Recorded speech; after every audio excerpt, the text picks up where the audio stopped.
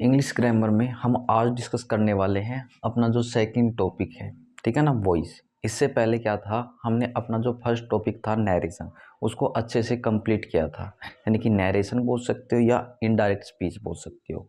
तो जो वो टॉपिक है मैंने क्या है आपको अच्छे से समझा रखा है। इसके अलावा क्या था, अकॉर्डिंग टू टाइप, उसमें जितने भी हमारे कंसेप्ट बनते थे नैरेशन के अंदर, उनको हमने क्या किया था, अच्छे से डिस्कस किया था। इसी के साथ में हम आज शुरू करने जा रहे हैं अपना इंग्लिश ग्रामर का सेकंड टॉपिक, जो कि आपका रहने वाला है वॉइस। अब देखिए, जैसे कि मैंने आपको जो नैरेशन कराई थी, उसमें जितने भी एग्जाम्पल्स हमने डिस्कस करे हैं वो कैसे किए, आपने अकॉर्डिंग टू टाइप करे हैं। तो यहाँ भी हम क्या करेंगे, जो ये वॉइस वाला टॉपिक करने वाले हैं, इसको भी क्या है अकॉर्डिंग टू टाइप ही डिस्कस करेंगे। लेकिन उसमें मैंने आपको कैसे करा रखा है कि भाई पहले जो इम्पोर्टेंट जितने भी कंसेप्ट बनते हैं ना, वो सभी चीज़ें मैंने आपको अच्छे से समझाई थी। देन उसके बाद अकॉर्डिंग टू टाइप, और टाइप में भी जो कंसेप्ट बनते हैं ऐसे करके क्या है, उन चीज़ों के बारे में मैंने आपको बताया था। सेम क्या है, वो इसको भी हम ऐसे ही करने वाले हैं। पहले जो इसके कंसेप्ट बनते हैं उनको अच्छे से डिस्कस करेंगे। जहां आपको ज़रूरत है याद करने की तो आप याद कीजिएगा। इसके अलावा जब हम टाइप करेंगे वहाँ कुछ इंपॉर्टेंट कंसेप्ट आएंगे तो मैं क्या करूँगा, अकॉर्डिंग टू टाइप भी क्या है इंपॉर्टेंट कंसेप्ट के बारे में बताऊँगा। लेकिन ये नहीं होगा कि भाई यहाँ मैं आपका मिक्सअप कर दूँ, कि भाई कहीं का एग्जाम्पल मैं आपके पास में या आपके सामने कहीं पे लिख दूँ। ऐसा नहीं होगा, ठीक है ना। जब हम टाइप के अकॉर्डिंग कर रहे होंगे तो आपको क्या होगा, हर एक एग्जाम्पल अकॉर्डिंग टू टाइप अच्छे से समझ में आएगा। इसके बाद जब हम हर एक टाइप को अच्छे से डिस्कस कर लेंगे तो लास्ट में क्या है, मिक्स्ड जो हमारे क्वेश्चंस बनेंगे या एग्जाम्पल्स बनेंगे उसको हम डिस्कस करेंगे। फिर मेरी इतनी बात की गारंटी रहेगी, यदि आप उन एग्जाम्पल्स को चेंज करोगे ना, मतलब कि वो मैं आपको अभी बताने वाला हूँ भी कैसे चेंज करना है, तो आपको बिल्कुल भी कन्फ्यूजन नहीं आने वाली है, ठीक है ना। लेकिन यदि क्या है, उन्हीं मिक्सअप को हम पहले कर लेते हैं तो आपको पता नहीं चलेगा कि भाई ये चीज़ हमने कैसे चेंज कर दी है, ये कहाँ से आ गई। ऐसा कुछ क्या है, मुझे नहीं लगता है कि भी एक भी चीज़ आपको समझ में आ सकती है। तो सबसे पहले क्या है, वॉइस के हमारे जितने भी इम्पोर्टेंट कंसेप्ट बनते हैं, वैसे क्या था यहाँ पे ना मैंने डेफिनेशन लिख रखा है। क्या लिख रखा है, डेफिनेशन वगैरह के बारे में लिख रखा है कि हमें क्या पढ़नी है, वॉइस की डेफिनेशन पढ़नी है। लेकिन ना ये हमारे एग्जाम के पॉइंट ऑफ व्यू से नहीं होती है। लेकिन क्या है, फिर भी मैंने यहाँ पे ये चीज़ लिख दी है आपकी नॉलेज के लिए, आपको पता होना चाहिए फिर भी, ठीक है ना। जिस चीज़ को हम कर रहे हैं तो होप सो आपको क्या करना है, उस चीज़ को अच्छे से कर लेना है, ठीक है। अभी ज़्यादा टाइम नहीं वेस्ट करते हैं, तो अभी हम अपने इस टॉपिक की स्टार्टिंग कर लेते हैं। जैसे कि हमारा जो सेकंड टॉपिक है, हम क्या करने वाले हैं इंग्लिश ग्रामर में, आप बोलोगे वॉइस करने वाले हैं। तो वॉइस में हम पहले समझते हैं इसकी डेफिनेशन के बारे में। पहले इस डेफिनेशन को मैं यहाँ लिखवा देता हूँ, फिर क्या है उसके बाद मैं इसको आपको अच्छे से समझाने वाला हूँ। तब ये बात करें कि भाई जो वॉइस है वो क्या हो सकती है, तो मैं यहाँ लिखता हूँ, देखो, इट इज़ द, या फिर आप बोलिए दी एबिलिटी टू स्पीक। बस सिंपल सी ना ये चीज़ इसमें याद रख लीजिए। मैंने क्या लिखा कि वॉइस क्या है या इसकी डेफिनेशन क्या है, तो आप सिंपली क्या है इतनी ही बात याद रख लेना। मैंने क्या लिख दिया कि भाई जो वॉइस है ना, it is the ability to speak. ये एक ऐसी एबिलिटी होती है। एबिलिटी का मतलब आप ले सकते हो एक ऐसी योग्यता होती है, एक ऐसा गुण होता है। क्या चीज़, जो वॉइस है, टू स्पीक, जिसके ज़रिए हम क्या करते हैं, किसी भी बात को अच्छे से बोल सकते हैं या फिर क्या है अलग तरीके से बोल सकते हैं। तो उसी चीज़ को हम क्या कह सकते हैं, वॉइस कह सकते हैं। मैं दोबारा से फिर बता देता हूँ, it is the ability to speak, मतलब कि ये एक ऐसा गुण है, एक ऐसी योग्यता है हमारे के अंदर कि हम क्या है एक बात को दूसरी ही मतलब कि दूसरे तरीके से कैसे कहते हैं, ठीक है ना। देखो मतलब वही होता है, लेकिन क्या है हमने उस चीज़ को घुमा के दूसरे तरीके से कह दिया। वही तो चीज़ क्या है, यानी कि दूसरे तरीके से बोल दिया है। तो यहाँ स्पीक का मतलब किससे है, आप बोलोगे बोलने से है, तो क्या कहलाएगी आपकी वॉइस कहलाएगी। तो नॉर्मली क्या है, एक दो बार जब आप क्या है इस चीज़ को पढ़ोगे तो ऑटोमेटिक क्या है आपको जो ये चीज़ें हैं अच्छे से याद हो जाएंगी। अब नेक्स्ट हम यहाँ पे बात कर लेते हैं, तो इसके कंसेप्ट समझने से पहले, ठीक है ना, मैं यहाँ ना एक चीज़ लिख रहा हूँ। क्या लिख रहा हूँ, एक चीज़ लिख रहा हूँ। चीज़ क्या है कि ये आपका एक एग्जाम्पल ही है। तो मैंने यहाँ पे क्या लिखा कि राम राइट्स ए लेटर। मैंने क्या लिख दिया, राम राइट्स अ लेटर। उसके बाद क्या है, इस चीज़ को चेंज करके मैंने किस तरीके से लिख दिया, ए लेटर, क्या लिखा, a letter is written by, और ये मैंने यहाँ पे क्या लिखा है, राम लिखा है। तो यानी कि इस एग्जाम्पल को मैंने लिख करके ऐसा लिख दिया है। अब देखो ये क्या था, मतलब कि एक एग्जाम्पल था, इसका मीनिंग क्या है, राम एक पत्थर लिखता है। इसका मतलब भी क्या है, इसका मतलब भी तो वही है, यानी कि पत्थर तो लिखा गया लेकिन किसके द्वारा लिखा गया है, राम के द्वारा लिखा गया है। यानी कि सेंस वही होती है, मतलब कि एक तरीका होता है, एक एबिलिटी होती है अपनी बात को रखने की। अब देखो मैंने यहाँ में ना एग्जाम्पल क्यों लिखा है, सीधे हमने अपने कंसेप्ट की बात क्यों नहीं करी है, क्योंकि क्या है, इसी एग्जाम्पल से क्या है, आप अपने कंसेप्ट को समझने वाले हो। लेकिन क्या है, उससे भी पहले मैं आपको एक बात और बता देता हूँ कि यदि हम बात करें वॉइस के अंदर इसके टाइप्स की, कि हम इसको कितनी टाइप्स के अंदर कैटेगराइज कर सकते हैं, कितने पार्ट्स में हम इसको डिवाइड कर सकते हैं, तो मेनली क्या है, वॉइस को 2 पार्ट्स में डिवाइड किया जा सकता है। वो 2 पार्ट्स कौन से रहेंगे आपके, एक तो होगा इसके अंदर आपका एक्टिव वॉइस, ठीक है ना, क्या रहने वाला है, एक्टिव वॉइस, और सेकंड क्या रहने वाला है आपका, पैसिव वॉइस, क्या रहेगा, पैसिव वॉइस। अब देखो इनमें क्या डिफरेंस होता है, जो एक्टिव वॉइस में जो आपको एग्जाम्पल मिलता है लगभग वही सिंपल ही मिलता है, लेकिन जो पैसिव वॉइस होता है ना, तो इसमें जो एग्जाम्पल बनाया जाता है या तो बाई वगैरह का यूज़ करके बनाया जाएगा या फिर अदर किसी प्रीपोजिशन का यूज़ करके बनाया गया है। मतलब कि पैसिव वॉइस के अंदर ना सीधे सीधे बात नहीं की जाती है। इसके अंदर क्या हो सकता है, यदि हम मतलब कि इसकी सेंस को समझने की कोशिश करें, घुमा फिरा के बात की जाती है किसके अंदर, पैसिव वॉइस के अंदर। जैसे कि मैं थोड़ा हाँ हिंदी में भी इसका मतलब समझाता हूँ आपको। जो वॉइस है, वॉइस को हिंदी में क्या बोला जाता है, वाच्य बोला जाता है। तो आपने क्या है, हिंदी में क्या है, उसके प्रकार के बारे में पढ़ा होगा। वैसे हिंदी में ना ये 3 प्रकार के होते हैं आपके, ठीक है ना, कौन कौन से होते हैं, कृतवाच्य, क्रमवाच्य, भाववाच्य।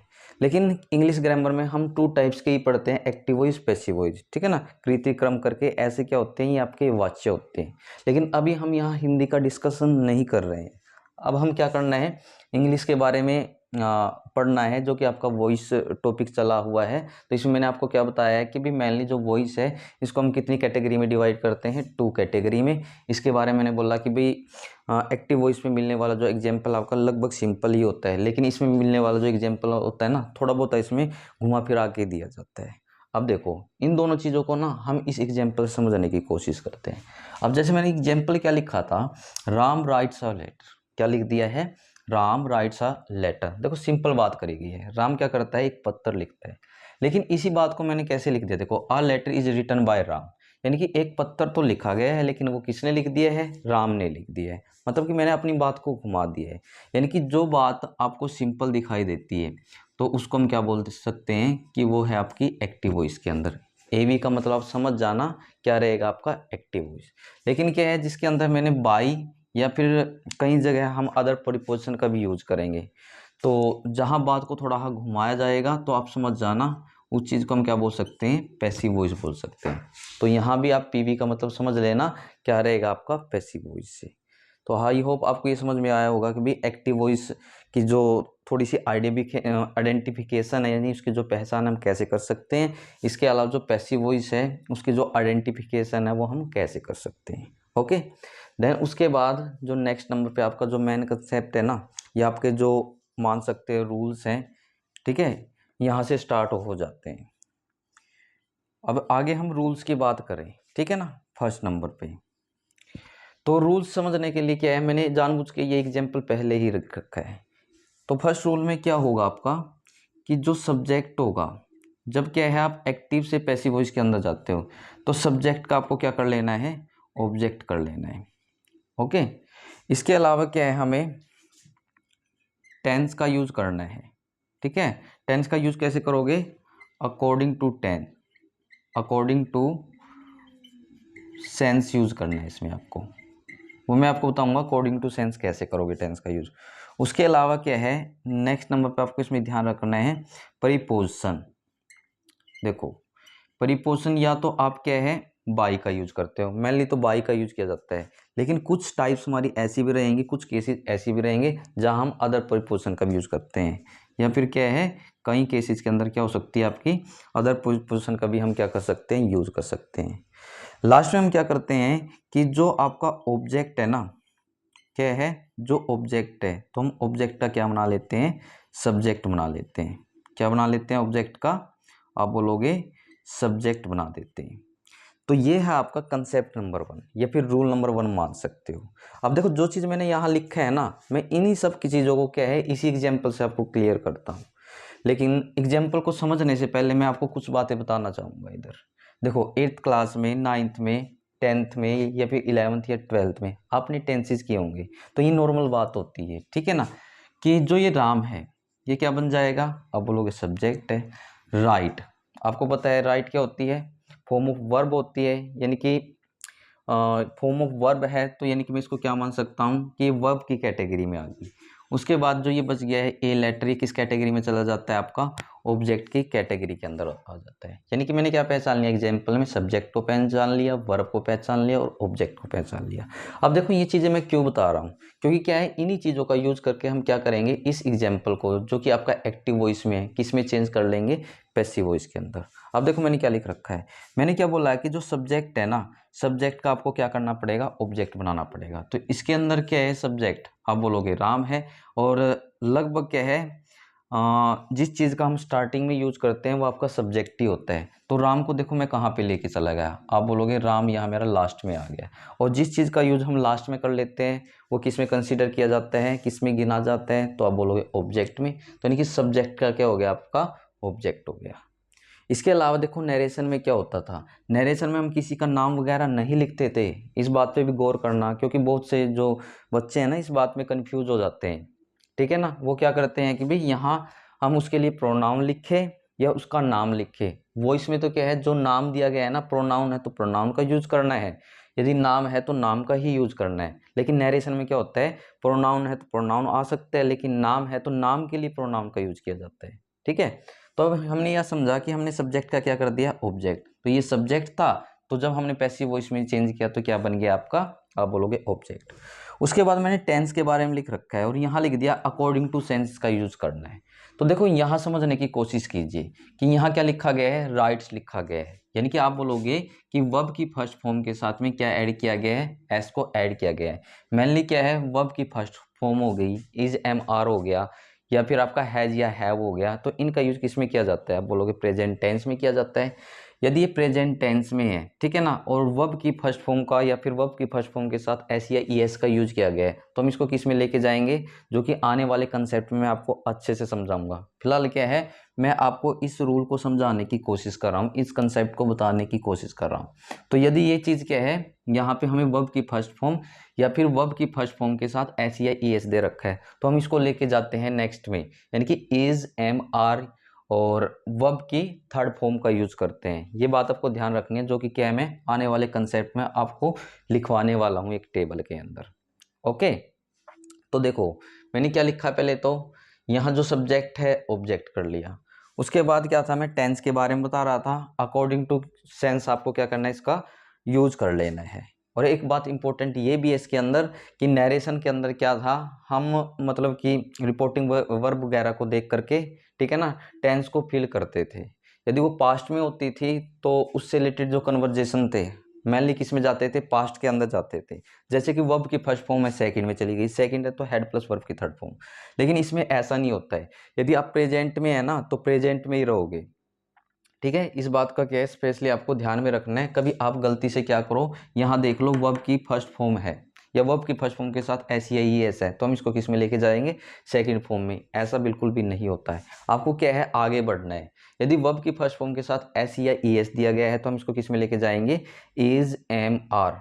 और एक बात क्या है, आप याद भी रख सकते हो, 90% केस में यदि हम फॉर्म ऑफ वर्ब फिल करते हैं तो वो क्या आएगी आपकी, देखो यहाँ पे आ जाती है आपकी वर्ब की थर्ड फॉर्म। क्योंकि राइट वर्ब की फर्स्ट फॉर्म होती है, सेकंड रोट होती है, थर्ड क्या बन जाती है, आप बोलोगे रिटर्न बन जाती है। तो देखो जो ये चीज़ें हैं जब मैं आपको स्लैब लिखवाऊंगा उससे बिल्कुल अच्छे से क्लियर हो जाएगी। फिलहाल के लिए इतना याद रख लेना कि यदि वर्ब की फर्स्ट फॉर्म या वर्ब की फर्स्ट फॉर्म के साथ एस या यस है तो हम किस में जाते हैं, या तो इज लगाते हैं या एम लगाते हैं या आर। लेकिन जो मेन वर्ब है ना वो किसका यूज करना है, आपको ये बात याद रखने की है, वर्ब की थर्ड फॉर्म का यूज करना है। कभी आप ये सोचो भी इज है, इज के बाद या एम के बाद या आर के बाद तो हम वर्ब की फर्स्ट फॉर्म प्लस आईएनजी का यूज कर देते हैं। हमने तो टेंस में यही पढ़ रखा है। देखो आप यहाँ पे ना टेंस नहीं कर रहे हो, ठीक है, आप क्या कर रहे हो, एक्टिव से पैसिव वॉइस में जा रहे हो। तो आपको क्या है इस कंसेप्ट को ध्यान में रखना पड़ेगा। मीन्स की क्या है यहाँ पे मोस्टली 90% केसेज में मैंने क्या बोला है, वर्ब की थर्ड फॉर्म ही लगानी है, ठीक है। तो मैंने थोड़ा सेंस समझाने की कोशिश की है कि भाई जो टेंस है ना उसको कैसे चेंज करना है। उसके बाद मैंने क्या बोला, जो प्रीपोजिशन है या तो बाई या फिर क्या है सिचुएशन या कंडीशन को देख के अदर प्रीपोजिशन का हम यूज कर लेते हैं। तो अब यहाँ पे देखिएगा किस प्रीपोजिशन का यूज किया गया इस एग्जाम्पल के अंदर, आप बोलोगे बाई का भी यूज हो गया।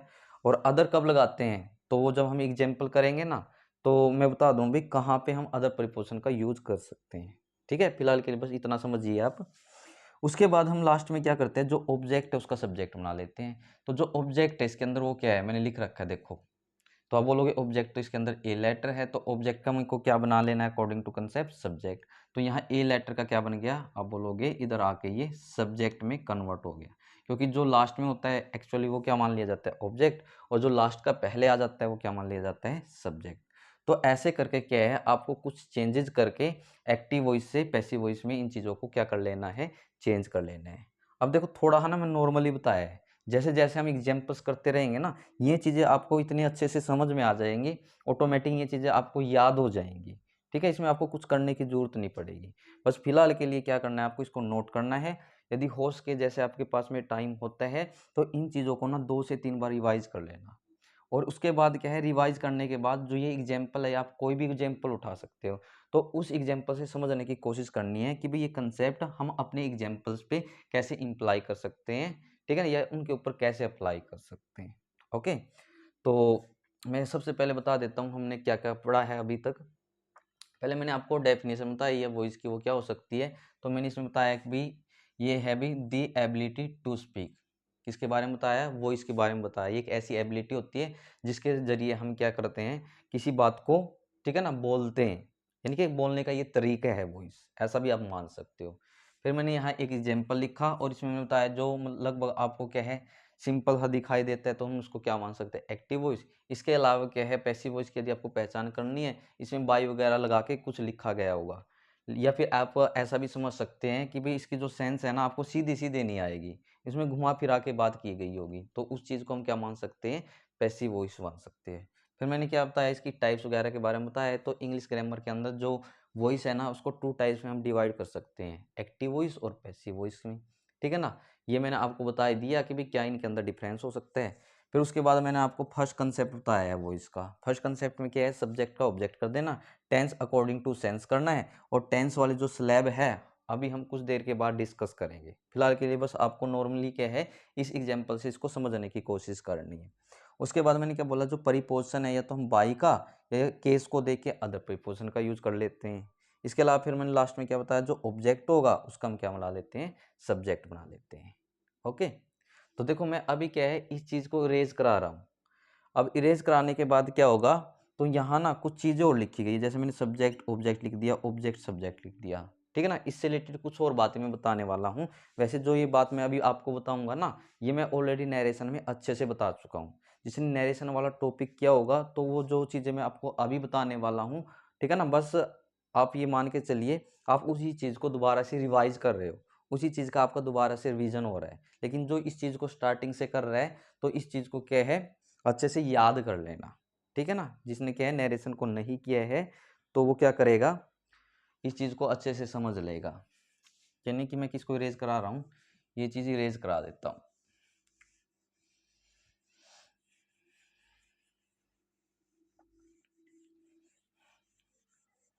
अब देखो मैंने इसमें क्या किया है, इस कंसेप्ट को इरेज नहीं करा इधर से, ठीक है ना, क्योंकि इसमें मुझको कुछ बताना है आपको।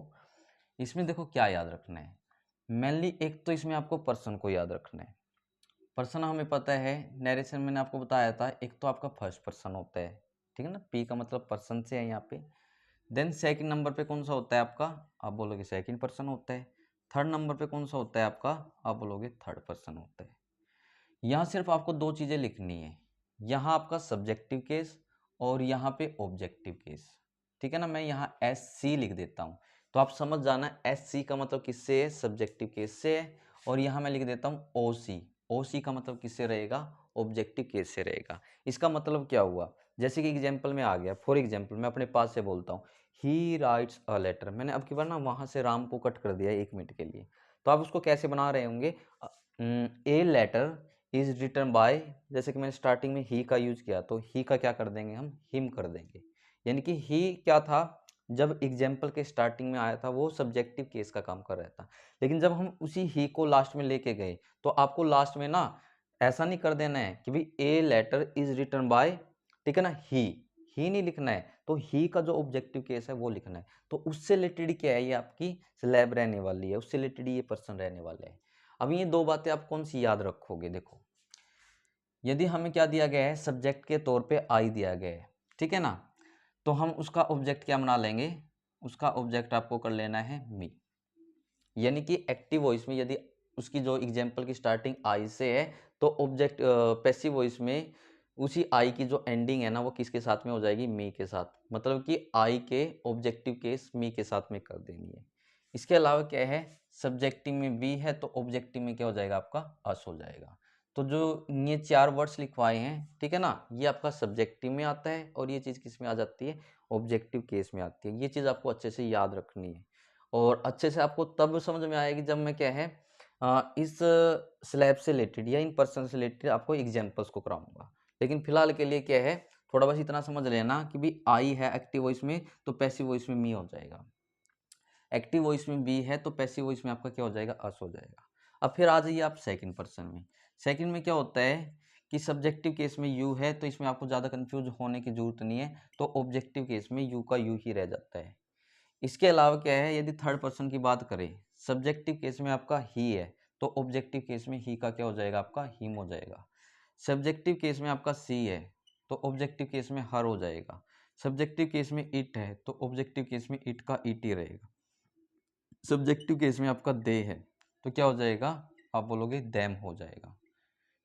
इसके अलावा क्या है, किसी का नाम है सब्जेक्टिव केस में, मैंने क्या बोला, किसी का नाम है तो ऑब्जेक्टिव केस में वो उसी का ही नाम रहेगा। जैसे कि फॉर एग्जाम्पल, ठीक है ना, मैंने अभी फिलहाल एग्जाम्पल नहीं लिखा था और राम वाला दिया था, स्टार्टिंग में भी राम रहा था और जब हमने उसका ऑब्जेक्टिव केस लिखा था तो राम को चेंज करके उसका कोई प्रोनाउन नहीं लिखा, हमने क्या लिखा, नाम का नाम लिखा। यहाँ नेम का मतलब किससे है, तो याद रखिएगा यहाँ नेम का पर्सन किसी पर्सन से भी हो सकता है, नेम का जो मतलब है किसी थिंग्स या किसी ऑब्जेक्ट से भी हो सकता है, या फिर जो नेम है इसका मतलब किसी प्लेस से भी हो सकता है। कुल मिला के यहाँ पे समझने वाला क्या है, नाम वगैरह किसी का भी दे रखा है ना तो उसके लिए प्रोनाउन आप क्या है वो इसके अंदर यूज नहीं करोगे, एक्टिव से जब आप पैसिव वॉइस में जाओगे। नाम है तो नाम का यूज करिए। इसके अलावा यदि ये प्रोनाउन दे रखे हैं किसके तौर पे, सब्जेक्ट के तौर पे, तो ऑब्जेक्ट के तौर पे हमें किसका यूज करना है, इन प्रोनाउंस का यूज करना है। तो यानी कि जो ये कंसेप्ट है आपका सेकंड नंबर कंसेप्ट है। फर्स्ट ये हो गया, सेकंड नंबर कंसेप्ट ये हो गया। तो देखो मैं एक बार जल्दी से इसका ना रिवीजन करा देता हूँ ताकि क्या है मोस्टली चीज़ें आपको अभी ही याद हो जाए।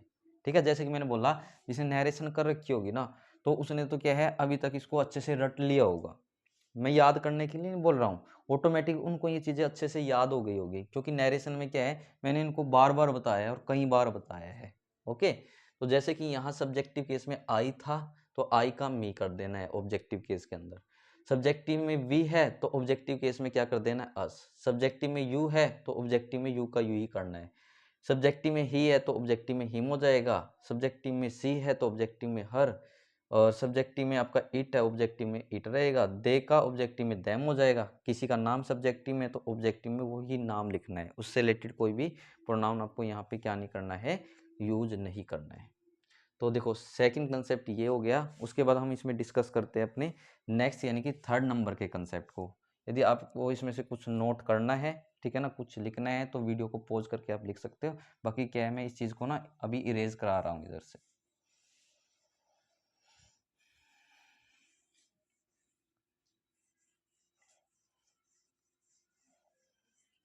अब हम डिस्कस करने वाले हैं इसी के अंदर कंसेप्ट नंबर 3 के बारे में। ठीक है, अब देखो कंसेप्ट नंबर 3 में हमें क्या समझना है। थोड़ा सा क्या है, नॉर्मली देखो, ज़्यादा नहीं मैं यहाँ पे बात कर रहा हूँ। यदि आपको नहीं पता है, आपको ज़्यादा नहीं आते टेंस के बारे में, लेकिन आपको इतना तो पता होगा। यदि हम बात करें टेंस की, थोड़ा हमें बता रहा हूँ क्योंकि इससे रिलेटेड हमारा इसमें वॉइस के अंदर कंसेप्ट आएगा, तो इस कारण से मैं इस टेंस वगैरह के बारे में यहाँ पे बता रहा हूँ। जो टेंस है, यदि बात करें टेंस के टाइप की, कि जो टेंस है हम उसको कितने टाइप में डिवाइड कर सकते हैं, तो आप सभी क्या बोलोगे कि जो टेंस है ना, इसको 3 टाइप्स में डिवाइड किया जा सकता है। वो 3 टाइप कौन कौन सी होती है, इस बात का नॉर्मली सभी को पता है। पहली होती है इसके अंदर प्रेजेंट टेंस से रिलेटेड, यानी कि हम बोलते हैं जिसको प्रेजेंट टेंस। सेकंड क्या आ जाता है टेंस के अंदर आपका, आप बोलोगे पास्ट टेंस आ जाता है। उसके बाद लास्ट में क्या आ जाता है आपका, फ्यूचर टेंस आ जाता है। कौन सा टेंस आ जाता है, फ्यूचर टेंस आ जाता है इसके अंदर। अब देखो यहाँ मैंने क्या बताया, टेंस है, टेंस की टाइप बताई है, present tense, past tense, future tense. अब उसको बताइए कि भाई यदि मैं इन टेंस के प्रेजेंट टेंस या फिर पास्ट टेंस या फ्यूचर टेंस के सब टाइप की बात करूं, तो हर एक टेंस का सब टाइप क्या बन सकता है। यदि सब टाइप की बात करें भी, हर एक टेंस का सब टाइप 4 कैटेगरी में डिवाइड हो जाता है। ये भी आपका कितनी कैटेगरी में डिवाइड हो जाता है, 4 कैटेगरी में। और ये भी कितनी कैटेगरी में डिवाइड होगा, आप बोलोगे 4 कैटेगरी के अंदर ये भी डिवाइड हो जाता है। अब ये 4 में कौन कौन से आ जाते हैं अभी, ठीक है ना, इसको भी याद करने का मैं आपको तरीका बता दूंगा। आपको सिंपली क्या करना है, देखो इनको मैं एक ही कंसेप्ट से समझाने वाला हूँ आपको। कुछ अलग से याद करने की जरूरत नहीं, कुछ अलग से नोट करने की जरूरत नहीं है। बस आपको सिंपली क्या करना है, पहले तो यहाँ लिख लेना है इन डेफिनिट। क्या लिख लेना है, इन डेफिनिट टेंस। सेकंड पे आपको क्या लिख देना है, कॉन्टिन्यूस। क्या लिख देना है, कॉन्टिन्यूस। और यहाँ लिख देंगे टेंस। उसके बाद आपको क्या लिखना है, परफेक्ट। क्या लिखना है, परफेक्ट टेंस। उसके बाद लास्ट में आप क्या लिखोगे, परफेक्ट कॉन्टिन्यूस, कॉन्टिन्यूस टेंस। अब मैं बात कर रहा हूँ भी इन 4 सब टाइप के बारे में कि भाई इनको कैसे याद रखें। देखो यदि मैं आपसे पूछ लेता हूँ, मुझको बताइए जो प्रेजेंट टेंस है ना, उसकी 4 सब टाइप क्या है, तो आप क्या करोगे, इन सभी के आगे प्रेजेंट प्रेजेंट वर्ड लगा देना। यहाँ भी प्रेजेंट लगा दीजिए, यहाँ भी प्रेजेंट लगा दीजिए, यहाँ भी आपका प्रेजेंट आ जाएगा, और यहाँ भी क्या आ जाए आपका, आप बोलोगे प्रेजेंट आ जाएगा। मतलब कि ये 4 सब टाइप हो गई, first second third and fourth. तो प्रेजेंट टेंस की 4 सब टाइप कौन कौन सी बन गई है, आप बोलोगे प्रेजेंट इंडेफिनिट टेंस हो गया, प्रेजेंट कॉन्टिन्यूस टेंस हो गया, प्रेजेंट परफेक्ट टेंस हो गया, प्रेजेंट परफेक्ट कॉन्टिन्यूस हो गया। तो ऐसे करके क्या बनती है, हमारी 4 सब टाइप बन जाती है। ऐसे क्या है, सिमिलरली यदि मैं पास्ट टेंस की 4 सब टाइप की बात करूं, आपको सिंपली क्या कर देना है, इसका जो प्रेजेंट है ना, इसको रिमूव करके क्या लगा देना है इनके आगे, तो आप बोलोगे हम इन सभी के आगे पास्ट को लगा देंगे। यानी कि यहाँ पास्ट लगा दीजिए, यहाँ भी पास्ट लगा दीजिए, उसके बाद यहाँ भी आपका पास्ट आएगा, और यहाँ भी क्या आ जाएगा, आपका पास्ट आ जाएगा। तो आप क्या बोलोगे कि जो पास्ट टेंस थी उसकी जो 4 सब टाइप है वो क्या हो जाएंगे हमारे पास में, past indefinite tense, past continuous tense, past perfect tense और पास्ट परफेक्ट कॉन्टिन्यूस टेंस। ऐसे सिमिलरली हमें क्या करना है, यदि फ्यूचर की 4 सब टाइप के बारे में समझना है, तो यहाँ पास्ट इरेज कर देना, और इन सभी के आगे क्या लग जाएगा, आप बोलोगे फ्यूचर वर्ड लग जाएगा। तो यानी कि यहाँ भी फ्यूचर आ जाएगा आपका, सिमिलरली यहाँ भी फ्यूचर रहेगा, फिर से आपका फ्यूचर आ जाएगा, और लास्ट में फिर से आपका क्या रह जाएगा, आप बोलोगे फ्यूचर आ जाएगा। यानी कि मैं यदि आपसे बात करने लग जाता, मुझको बताइए जो फ्यूचर टेंस है ना, इसकी 4 सब टाइप कौन कौन सी होती है, तो आप बोलते फ्यूचर इंडेफिनिट टेंस होता है, फ्यूचर कॉन्टिन्यूस टेंस होता है, फ्यूचर परफेक्ट टेंस होता है, फ्यूचर परफेक्ट कॉन्टिन्यूस होता है। तो यानी कि ये चीज़ें तो क्या है, सभी टेंस की सब टाइप के अंदर सेम रहती है। बस आपको क्या चीज़ें चेंज करनी होती हैं, ये आगे वाली चीज़। प्रेजेंट तो प्रेजेंट लगाना है, पास्ट है तो पास्ट लगाना है, फ्यूचर है तो फ्यूचर आपको यहाँ पे क्या कर देना है, लगा देना है। तो ऐसे करके क्या है, इस तरीके से हम क्या है, इन जो 3 टेंस आपके सामने लिख रखे हैं, इसकी सब टाइप को अच्छे से याद रख सकते हैं। इनको अलग अलग से याद रखने की हमें ज़रूरत नहीं है। अब देखो, जो ये आपकी मतलब कि थर्ड जो कंसेप्ट था या थर्ड जो रूल था, अब मैंने आपको ना इतनी सारी चीज़ें क्यों बताई है, तो इसमें मैंने आपको इतनी सारी चीज़ें इसलिए बताई हैं कि यहाँ पे जो ये 3 सब टाइप हैं, इंडेफिनिट टेंस है, कॉन्टिन्यूस टेंस है, परफेक्ट टेंस है, इन्हीं का हम क्या करते हैं, इन्हीं को आप एक्टिव वॉइस से पैसिव वॉइस के अंदर चेंज करते हो।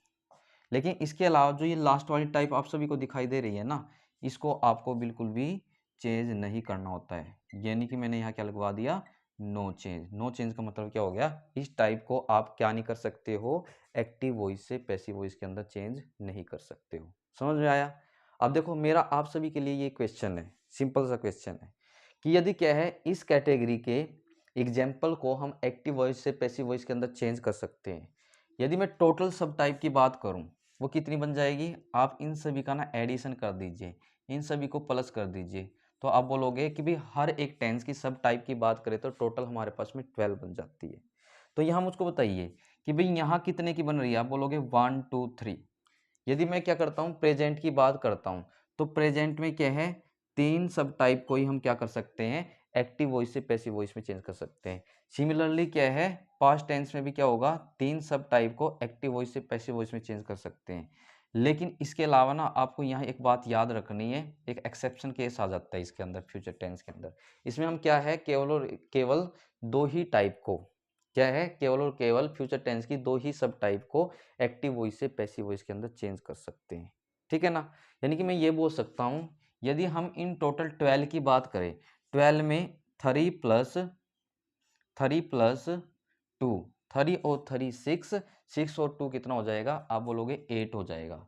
यानी कि जो 8 सब टाइप है इन टेंस की, उन्हीं को हम क्या कर सकते हैं, एक्टिव वॉइस से पैसिव वॉइस के अंदर चेंज कर सकते हैं। तो बच कितनी गई, आप बोलोगे यदि हम 12 में से 8 को माइनस कर दें तो 4 सब टाइप ऐसी हो जाती है जिनको हम कभी भी क्या नहीं कर सकते हैं, एक्टिव वॉइस से पैसिव वॉइस के अंदर चेंज नहीं कर सकते हैं।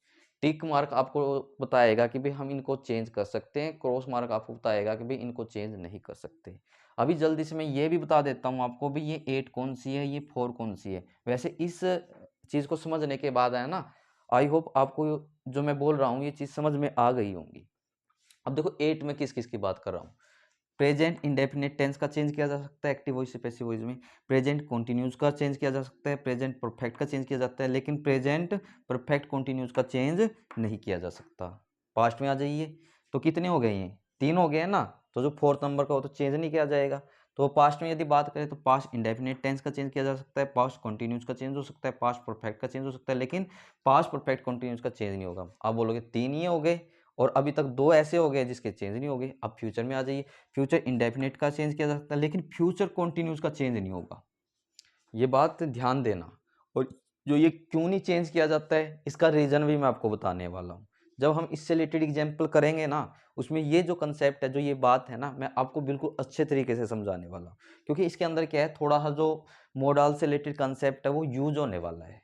ठीक है ना? उस कंसेप्ट के कारण क्या है, इसको हम क्या नहीं कर पाएंगे, चेंज नहीं कर पाएंगे। तो एक तो ये हो गया आपका फ्यूचर टेंस के अंदर। इसके अलावा फ्यूचर परफेक्ट टेंस का भी हम चेंज कर सकते हैं। देन लास्ट का फ्यूचर परफेक्ट कंटिन्यूस टेंस का, यानी कि लास्ट वाला जो ये केस है, ये तो आप चेंज ही नहीं कर सकते हो एक्टिव वॉइस से पैसिव वॉइस के अंदर। तो एक एक्सेप्शनल केस क्या हो गया, जो ये फ्यूचर कंटिन्यूस टेंस का है, 3 तो ये हो गए लास्ट के और एक ये हो गया। तो ऐसे करके 4 ऐसे आपके टेंस बन जाते हैं जिनको आप कभी भी क्या नहीं कर पाओगे, एक्टिव वॉइस से पैसिव वॉइस के अंदर चेंज नहीं कर पाओगे। इसके अलावा जो 8 है, वो 8 वाले तो आप सभी को समझ में आ गए हैं ना। ठीक है ना? इन 4 को छोड़ दीजिए, टेंस के 12 सब पार्ट में से जो बच जाते हैं 8। ठीक है ना? तो उन सभी को आप क्या कर सकते हो, आसानी से एक्टिव वॉइस से पैसिव वॉइस के अंदर चेंज कर सकते हो। ओके, तो देखिए इस वीडियो में बस इतना ही। हमने यहाँ आज डिस्कस किया है अपना लास्ट थर्ड कंसेप्ट। आज की वीडियो के लिए बोल रहा हूँ मैं लास्ट, वैसे लास्ट नहीं है ये। तो कल मैं क्या कराने वाला हूँ कि भाई हम टेंस को कैसे चेंज करते हैं। फॉर एग्जाम्पल, यदि आपको क्या है, एक्टिव वॉइस के अंदर वर्ब की फर्स्ट फॉर्म दे रखी है या वर्ब की फर्स्ट फॉर्म के साथ एस या ई एस दे रखी है, तो हम इसको किस में चेंज करते हैं, इज एम आर प्लस में वर्ब की थर्ड फॉर्म लगाते हैं। गलती से क्या है, पैसिव वॉइस के अंदर आपको आईएनजी वगैरह नहीं लगा देना है। या फिर एक्टिव वॉइस के अंदर is am are plus verb की फर्स्ट फॉर्म आईएनजी दे रखा है, तो पैसिव वॉइस के अंदर इसको कैसे चेंज किया जाएगा, इज एम आर प्लस में एक बीइंग भी ऐड हो जाता है। और मैन वर्ब तो आपकी क्या रहेगी, 90% केसेस में वर्ब की थर्ड फॉर्म ही रहती है। ठीक है ना? ये एक इंपॉर्टेंट आइडेंटिटी भी होती है इसकी, आप ऐसा भी मान सकते हो, जिससे कि हम कभी भी क्या है, कंफ्यूज नहीं होंगे क्योंकि क्या है, बहुत से बच्चे ना वॉइस और नरेशन को लेके कन्फ्यूज हो जाते हैं। वो लोग क्या करते हैं कि भाई नरेशन के अंदर वॉइस के कंसेप्ट लगा देते हैं और वॉइस के अंदर नरेशन के कंसेप्ट लगा देते हैं। तो अपने माइंड में ना एक बात सेट कर लो। 2-3 बातें मैं आपको क्या है कल भी बताऊंगा, लेकिन एक बात जो मैं आपको अभी बता रहा हूँ कि जो वॉइस है ना, वॉइस के अंदर 90% केसेस में हम मैन वर्ब के तौर पे जब आप एक्टिव से पैसिव में जाते हो, किसका यूज़ करते हैं, वर्ब की थर्ड फॉर्म का यूज़ करते हैं। तो यानी कि मैं क्या बोल रहा था कि भी जब हम कल वॉइस का फोर्थ कंसेप्ट डिस्कस कर रहे होंगे तो उसमें मैं आपको क्या बताऊंगा कि भाई कैसे क्या है एक्टिव वॉइस में आपको जो टेंस है वो मिलने वाला है। जब आप उसी को पैसिव वॉइस के अंदर चेंज करोगे तो उस टेंस को हम कैसे चेंज करते हैं, वो सभी बातें हम यहाँ पे डिस्कस करेंगे। जैसे क्या है वो आपका फोर्थ नंबर का कंसेप्ट हो जाएगा। आप मान सकते हो वो क्या रहने वाला है, आपका लास्ट कंसेप्ट रहने वाला है वॉइस से रिलेटेड। फिर हम क्या कर देंगे, वॉइस की जो फर्स्ट टाइप है उसको स्टार्ट कर लेंगे। प्लस में क्या है, फर्स्ट टाइप से रिलेटेड जो कंसेप्ट है वो भी मैं आपको अच्छे से बताऊंगा। फिर क्या होगा, कंसेप्ट को समझने के बाद और ये हमारे अदर कंसेप्ट थे, इनको रिवाइज करने के बाद, लर्न करने के बाद जब आप एग्जाम्पल्स को करोगे ना, मेरी बिल्कुल क्या है गारंटी है, श्योरिटी है, आपसे क्या है कोई भी जो एग्जाम्पल है आपके एग्जाम में कभी भी गलत नहीं होगा। बेशक से आपको क्या हो सकता है कि यदि वो नहीं भी आता होगा तो आपके पास इतनी नॉलेज होगी, ठीक है ना, कि आप क्या कर सकते हो, ऑप्शन को देखने के बाद ये गैस कर सकते हो कि भाई हाँ ये जो मेरा ऑप्शन है ना, मुझको मतलब कि हो सकता है कि 90% केसेज में बिल्कुल करेक्ट होगा, ठीक है ना। तो आप इतनी जो थिंकिंग है वो इसको करने के बाद डेवलप कर सकते हो। ओके, तो देखो इस वीडियो में बस इतना ही। कल मिलते हैं अपनी नेक्स्ट वीडियो में अपने एक नेक्स्ट कंसेप्ट के साथ। तो फिर कल मिलते हैं। ओके।